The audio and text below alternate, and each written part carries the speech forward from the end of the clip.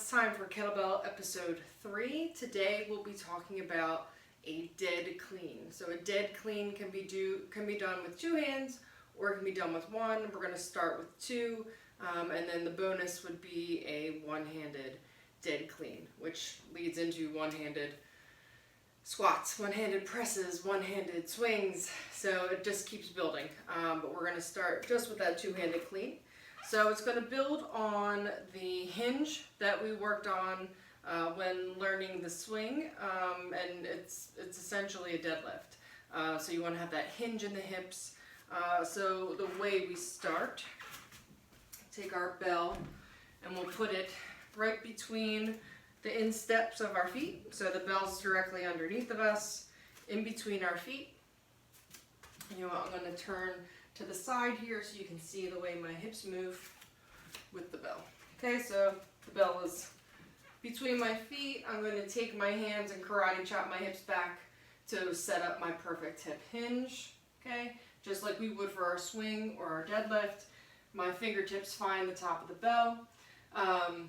As I extend my hips dynamically, the bell's going to pop up and the position of my hands is going to change from holding the top of the bell to holding the sides of the handle. And that transition happens because there's a float of the bell at about chest height from the extension in the hips. So because it's kind of like a forward roll. You really can't break it down. You need the momentum to make the technique happen. So I'll hinge back at the hips, find the top of the handle.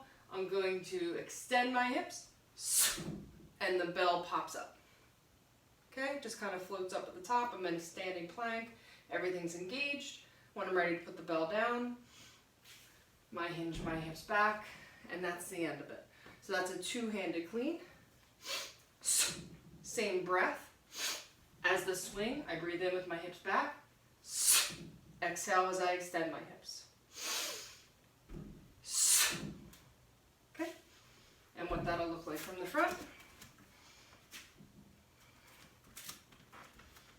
Hinging my hips back, finding my bell, big toe, little toe, heel, finding the floor, leaving footprints in the mat, breathing in, exhale, to pop it up.